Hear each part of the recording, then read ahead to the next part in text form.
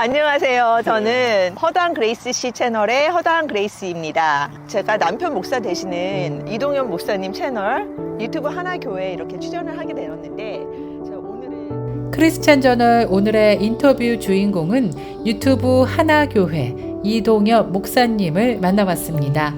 인터뷰 영상 함께 보시죠. 안녕하십니까. 저는 유튜브 하나교회라는 채널과 또한 그 허당 그레이스라는 채널을 통해서 이 목사 직분을 수행하고 있는 이동엽 목사라고 합니다. 반갑습니다. 제가 유튜브 하나교회 이 설교 채널을 시작하게 된 게 사실은 팬데믹 때문에 어쩔 수 없는 여건 속에서 시작한 바가 없지 않아 있지만, 근데 하다 보니까 진짜 정말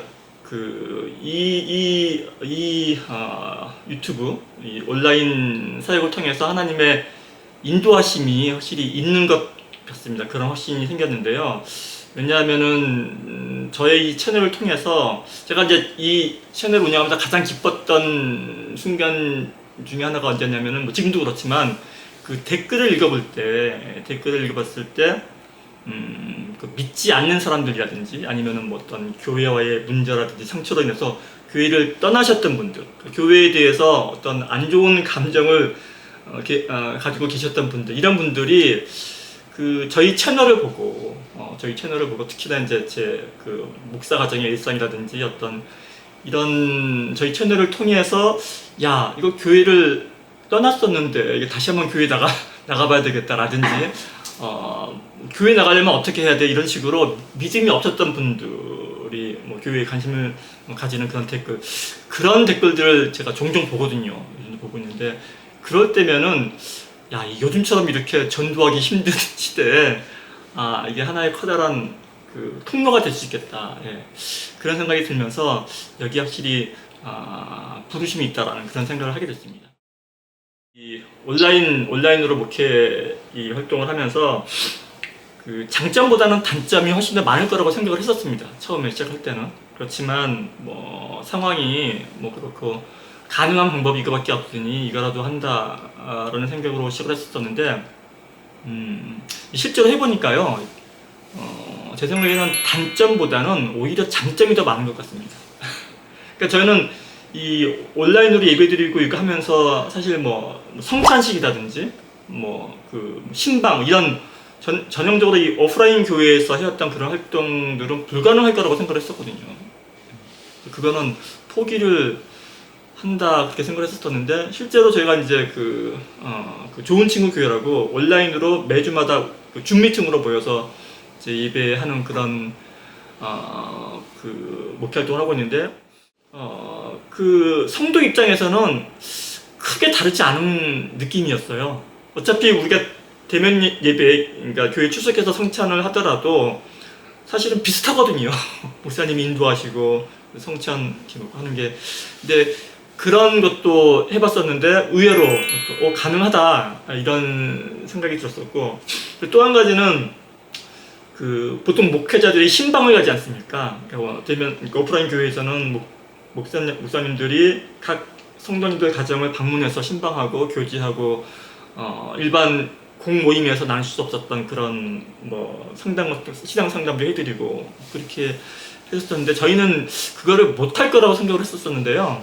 근데 제가 이제 유튜브 하나교회라는 채널을 통해서 영상을 올리게 되면은 수많은 댓글이 달립니다. 근데 그 중에서 정말 목회자의 손길이 필요하신 분들이 있으신 것 같아요. 계시더라고요. 그런 분들이 제 개인 이메일을 통해서 DM이라고 그러죠. 그 DM을 보내오시고 꼭 상담 부탁드린다고 해서 전화라든지 카톡 영상통화로 연락이 돼서 1시간이고 30분이고 1시간이고 상담을 나누고 그분이 치유받고 문제 해결받고 기뻐하고 이런 경험을 개인적으로 해보면서 이게 신방이랑 뭐가 다르지? 그래서 이제 저희 좋은 친구 교회 성도분들한테 실험을 한번 해봤어요. 몇몇 분들한테 내가 이렇게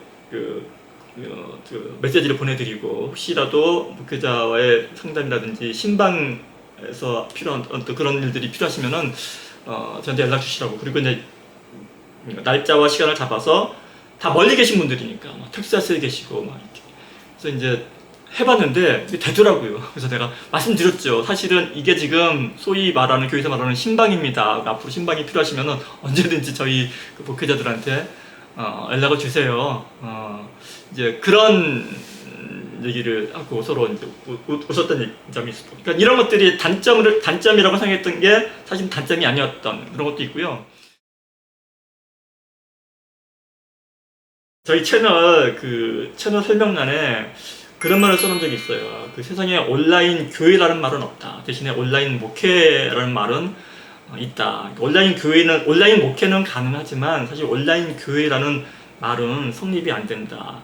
그러니까 이게 좀 역설적이지 않습니까? 온라인으로 목회를 하면서 온라인 교회가 없다라는 말이 좀 역설적으로 들릴 수도 있는데, 저는 이런 뜻으로 그런 글을 쓴 거예요. 그러니까 저는 그 교회란 성경적인 이 교회의 전의는 그 그리스도를 머리로 하는 이 몸된 공동체, 그래서 그리스도를 머리로 하는 이 몸된 공동체가 사실 성경에서 말하는, 신약 성경에서 말하는 그 교회의 전인데, 그 말은 다시 말하면은 그 머리와 몸, 이게 한 몸이잖아요. 한 몸을 이룬, 예수님과 그리스도와 한 몸을 이룬 이 공동체라고 생각을 하거든요. 그래서 이 한 몸을 이룬 공동체가 사실은 교회의 가장 본질적인 모습이다 이렇게 생각했을 때, 이 땅 가운데서 그 인간들의 모임 중에서 사람들이 이룬 공동체 중에서 서로 이 한 몸을 이룬 공동체는 사실 저는 이 가족 공동체 하나밖에 없다고 생각을 하거든요. 가족 공동체. 그래서 저는 늘 얘기하는 게 교회란 확대된 가정의 모습이다. 확대된 가정의 교회의 모습이고, 축소된 교회가 가정이다. 난 항상 그 얘기를 제가 즐겨 하는데, 더 넓게 이제 교회가 확대되면 이제 하나님 나라, 이제 그 사회 공동체가 되겠죠. 하나님 나라라는 그런 게 되겠죠. 이런 의미로 저는 그 교회를 보는데, 근데 이제 그렇게 생각을 한다고 그러면은 세상에 온라인 가족이란 없잖아요. 온라인 가정, 온라인 그런 거 없지 않습니까? 가정이란 사실 한 몸을 이루고 부대끼며 사는 게 그 가정이고 가족인데, 근데 그게 온라인 가족이란 말이 성립할 수 없듯이, 그런 의미에서 이제 온라인 교회라는 말은 성립할 수 없다라는 이제 그런 의미고요. 이 온라인 가정은 아니지만 이렇게 그런 어떤 이 온라인 목회, 그러니까 온라인 가정이란 말은 성립이 안 되지만 그런 의미에서 그 가정을 그 교회 공동체, 이 가족 공동체를 끈끈하게 이어줄 수 있는 그런 역할을 이 온라인이 할 수 있다고 보는 거죠. 저는 이 온라인 목회가요, 그 가장 좋은 목회 방법이라고 생각하지도 않고 그렇게 생각하지 않습니다. 다만 지금 이 시대에, 지금 이 복잡한 현대 사회에 지금 이런 상황 속에서 우리가 이용할 수 있는, 편리하게 사용할 수 있는 하나의 목회 대안은 될 수 있다고 이렇게 보는 거죠. 그리고 그걸 이용하고 있는 거죠. 예. 이제 특히나 이제 저희 교회 같은 경우를 보게 되면, 물론 그러니까 부분적인 한 부분이지만 온라인을 통한 목회라고 있는 하나의 한 부분이긴 하지만, 저희 교회에 장애인분들이 계세요.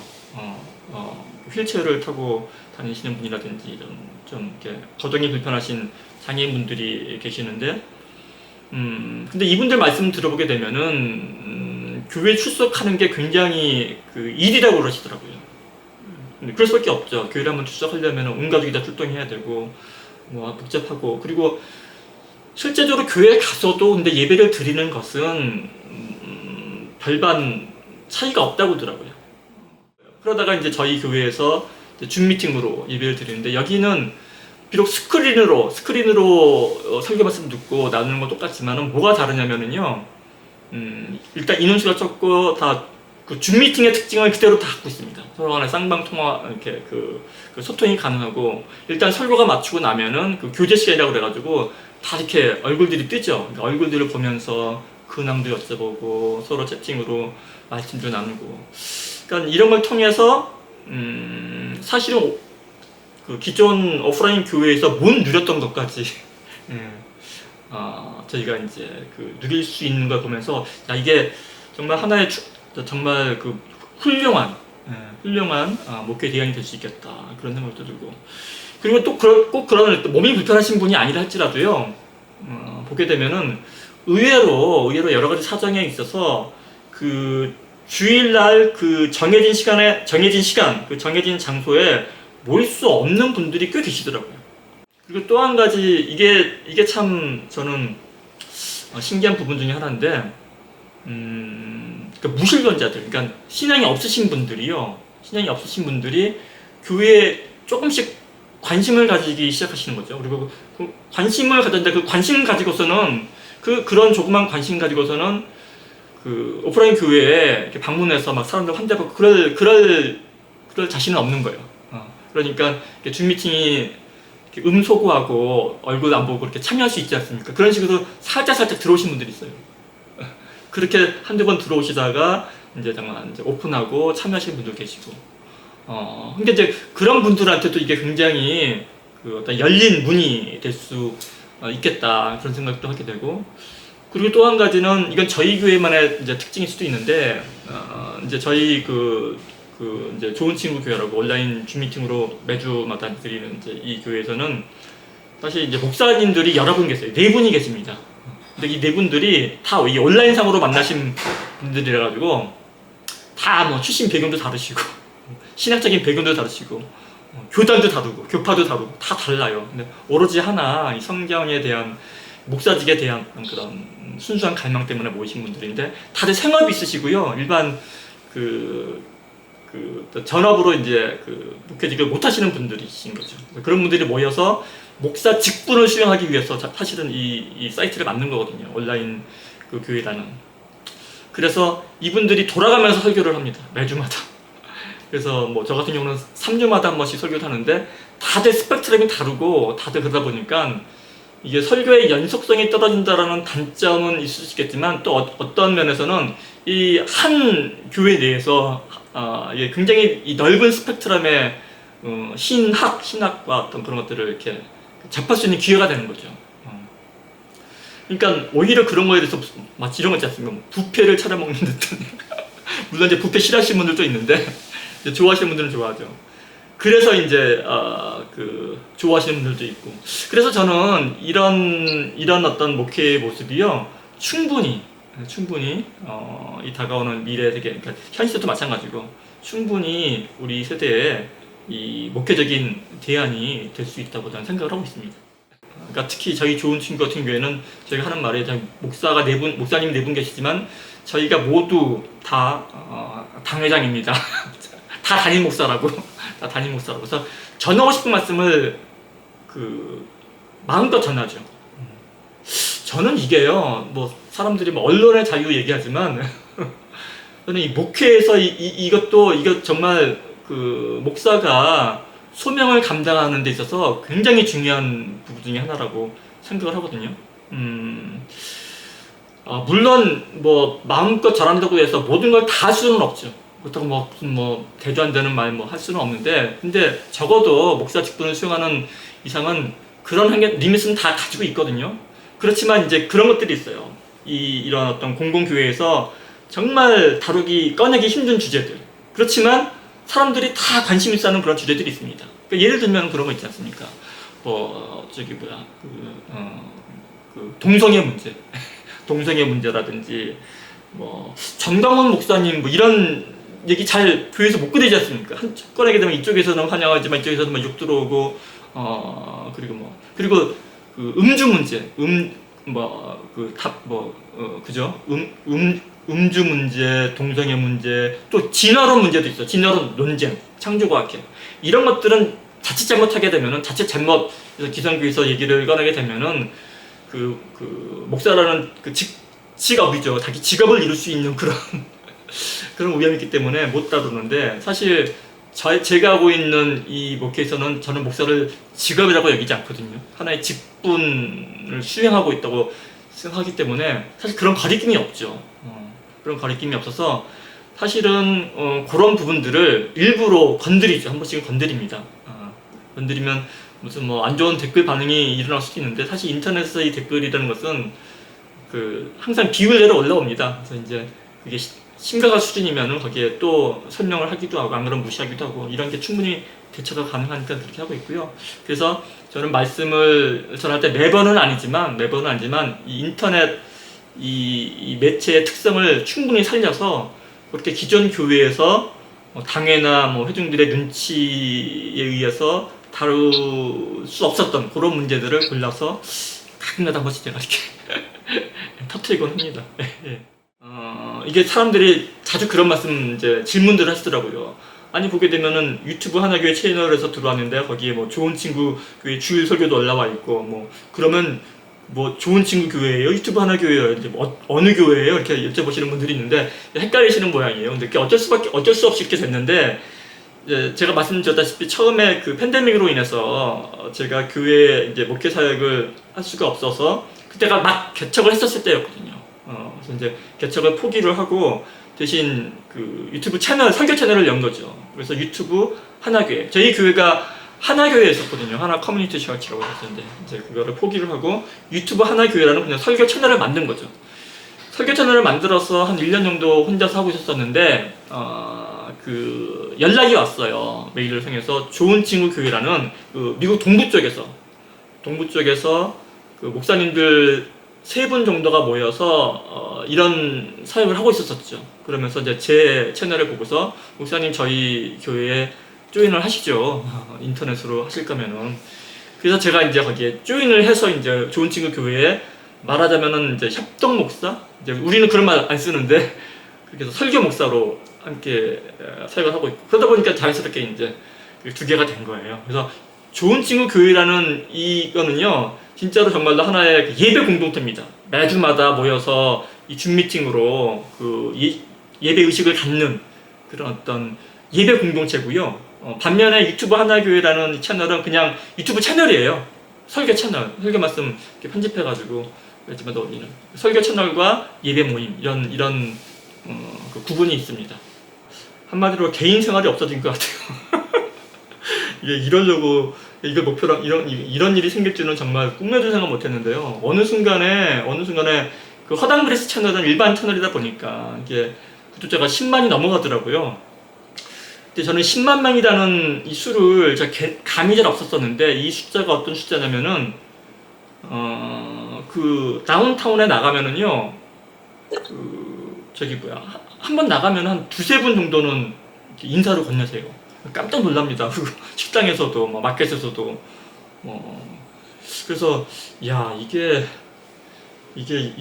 공인은 아닌 것 같은데 유튜브 개인 방송했는데, 그래서 이제 그런 거 몇 번 경험하다 보니까 아내랑 저랑 야, 우리 밖에 나가면 서로 싸우지도 못하고 막 이렇게 함부로 못할 것 같다고 웃으면서. 그러니까 설교라는 것은 사실은 그 누군가가 들어주는 사람이 있을 때 의미를 가지는 행위잖아요. 근데 이제 저처럼 이름 없는 이렇게 개인 그 목사가 유튜브 채널을 통해서 아무리 그 설교 말씀을 올린다 한들 이게 그 알고리즘이 풀어주지도 않더라고요. 그러니까 이게 그 조회수가 안 나오는 거죠. 조회수가 안 나온다는 것은 보는 사람이 없다라는 거거든요. 그러니까 사실 그렇죠. 뭐 설교 채널 보는 사람들이 몇 명이나 있겠습니까? 보통 자기 교회 그 설교 영상도 잘 안 보는 마당에 남의 교회 이름 없는 목사가 하는 설교를 듣겠습니까? 그러니까 뭐 그냥 벽에다가 허공에다가 떠드는 듯한 그런 느낌이 있는 거죠. 그래서 한 1년 정도 혼자서 하다가 제 아내한테 제안을 했어요. 그래서 이러이러한, 처음에는 그랬죠. 유튜브 이거 재밌는 거다, 한번 해보지 않겠는가. 그래서 그렇게 해서 그러니까 결국은 아내와 함께 어떤 식으로 얘기를 이제 그 합의를 봤냐면은, 저희 가정의 일상을 되게 재미있고 브이로그 형식으로 하되, 거기서 이 가정이 이제 저희가 재혼했거든요. 그러니까 재혼 가정인 거죠. 재혼 가정의 일상. 이게 좀 특이하니까 이게 좀 콘텐츠가 될 수 있겠다. 그런데 이 재혼 가정의 그 가장이 남편이 이제 목사인 거죠. 그런 컨셉을 잡은 거죠. 컨셉을 잡아서. 그렇지만 이제 이 재혼 가정의 목사 가정, 이 가정도 여느 가정 못지않게 명랑하고 밝고 재밌고 이렇게 산다. 그 가운데서 성경적으로 어떻게 이렇게 그 풀어나갈 수 있으면은 메시지 같은 것도 이렇게 노출시키고, 이제 그런 생각을 하게 된 거죠. 그래서 정말 모든 거 다 했습니다. 할 수 있는 거. 알고리즘이 원하는 거 다 했죠. 아재 개그도 하고 제 아내는 그 짧은 동영상 쇼츠로 가지고 막 춤도 추고 그래서 다 하고 그랬더니만 효과가 있더라고요. 효과가 있고 저희를 알아봐 주시고 재훈 가정이시네요, 목사님 가정이시네요 그러면서 이제 저한테 목사님 호칭하면서 그러면서 사실은 그 교회에 대해서 안 좋은 생각을 가지셨던 분들, 교회를 떠나셨던 분들이 이제 저희 가정에 호감을 가지기 시작하면서 그러면은 교회도 한번 다시 나가볼까 이렇게 된 거예요. 이제 굉장히 이제 그 의도한 대로 됐죠. 그래서 이제 어느 정도 구독자가 모인 이후에는 좀 책임감 같은 게 생기더라고요. 이게 사람들이 우리를 그냥 뭐 엔터테인먼트 이런 걸로 보는 게 아니라 그래도 저희를 이제 그 목사 가정으로 여겨주시니까 일종의 교회를 대표한다라는 그런 생각이 좀 들더라고요. 그래서 뭔가 좀 일관성 있게 어떤 그런 모습을 보여줘야겠다. 그래서 눈치채시는 분이 있을지는 모르겠는데 가만 보게 되면은 저희 채널에서 전하고자 하는 메시지에 일관성이 있습니다. 대놓고 얘기하진 않지만 저희가 은연중에 저희 채널을 통해서 저희 컨텐츠를 통해서 제가 그 보여드리고자 하는 모습은 그 자유함이에요. 자유함이죠. 그러니까 이 자유함이라는 게 저는 굉장히 중요한 어떤 그 성경적인 덕목이라고 보거든요. 성경에서 말하는 자유함은 그런 어떤 물리적이고 육체적인 자유함이라기보다는 사실은 이 정신적이고 심적인 거죠. 그래서 사실은 누리는 거거든요. 그러니까 저는 복음도 사실은 자유함에 관한 이야기라고 생각을 해요. 예수님께서도 그 첫 일성이 그 눈먼 자를 눈뜨게 하고 이게 자유함이거든요. 그리고 갇힌 자를 풀어주고 그 이사야 그 선지자의 말씀을 통해서 그 사역하실 때 그 일성을 하시거든요. 자유함을. 그러니까 결국은 갇힌 자를 풀어주고 억눌린 자를 해방시키는 게 그게 그 구원이고 그게 자유함이라면은 사실은 그게 또 복음의 어떤 핵심적인 부분이기도 합니다. 그런 걸 누리는 게 그러니까 삶의 여건과 상황과 조건에 관계없이 누리는 기쁨과 평안이 존재한다라는 걸 저는 그 전달하고 싶었던 거예요. 그래서 끊임없이 뭐 깔깔거리고 웃고. 그러니까 저희 채널 중에서 대표적인 게 뭐냐면은 그 재혼과 이혼에 대한 재해석이죠. 사람들은 이거를 굉장히 그 아픔과 슬픔의 어떤 그 원인으로 생각을 하지만은 저희는 그걸 되게 코믹하게 다루거든요.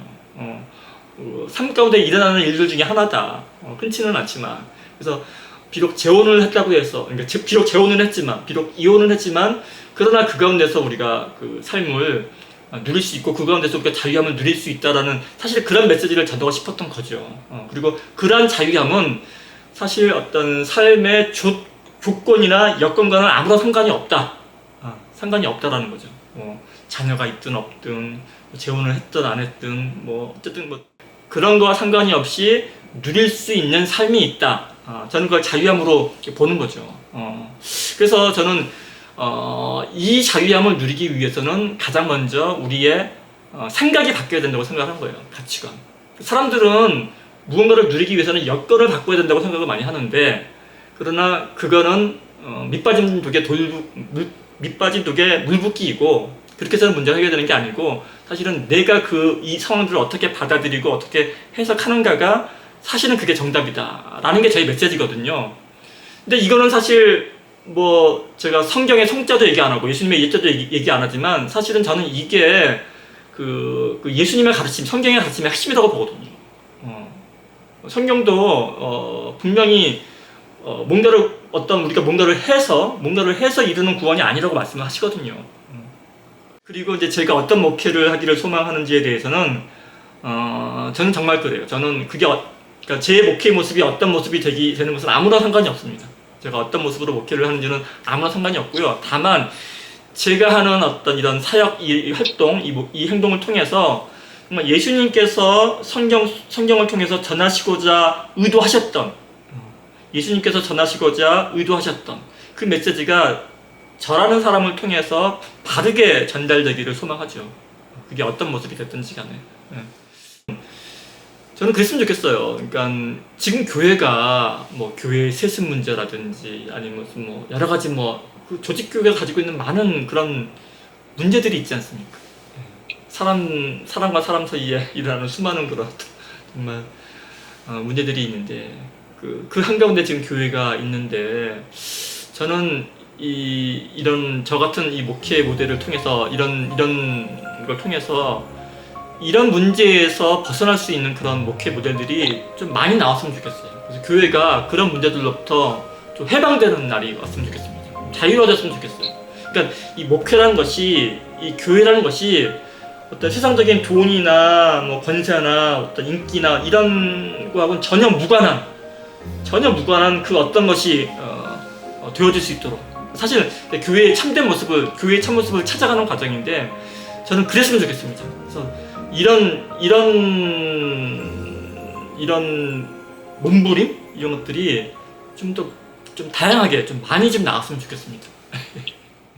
그 목회적인 삶을 살아가는 성도들을 위해서 애쓰시고 힘써주시는 크리스천 저널 여러분께 감사를 드리고요. 이 크리스천 저널 이 미디어 독자분과 또한 그 미주 한인 성도님들에게 제가 이 시간에 들어서 당부드리고 싶은 말씀은 딱 한 가지입니다. 저처럼 이렇게 새로운 목회 모델을 시도하시거나 이런 분들이 주변에 계시다면, 저처럼 이렇게 새로운 목회 모델을 힘들게 시도하는 목회자분들이 주변에 계시다면은 무조건 이 색안경만 끼고 보지 마시고 잘 살펴보시고, 잘하는 것이 있으면 칭찬도 해주시고, 또 잘 못하는 일이 있으면 또 조언도 해주시고, 그러면서 이렇게 잘 다독여 주시고, 그런 분들이 좀 더 많아질 수 있도록 목회적인 대안을 찾아갈 수 있도록 격려해 주시고 함께 해 주셨으면 감사하겠다는 말씀을 드리고 싶습니다.